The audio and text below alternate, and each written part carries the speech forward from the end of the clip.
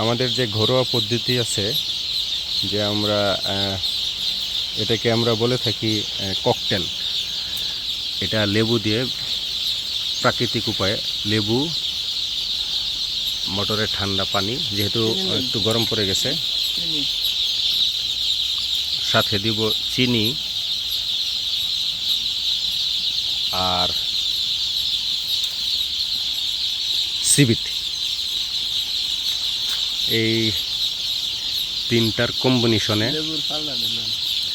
কম্বিনেশনে পানিটা এমনভাবে মিষ্টি করতে হবে যাতে মানুষের মুখেও মিষ্টিটা লাগে। আমরা 15 লিটার পানি দিয়েছি। 15 লিটার পানির মধ্যে 1.5 কেজি চিনি দিচ্ছি আর 20টা সিবিট দিচ্ছি। যেহেতু আমাদের বাচ্চাগুলো পাবনা থেকে এসেছে, যার ফলে বাচ্চাগুলোর উপরে অনেক ধকল গিয়েছে, অনেক স্ট্রেস গিয়েছে। স্ট্রেস কাটানোর জন্য আমরা কোনো কেমিক্যালে না গিয়ে প্রাকৃতিক উপায়ে চেষ্টা করছি যাওয়ার জন্য। এটা যদি আপনাদের ভালো লাগে, আপনারা চাইলে ঘরে ব্যবহার করতে পারেন, ঘরে বানাতে পারেন, ঘরে তৈরি করতে পারেন। ধন্যবাদ সবাইকে।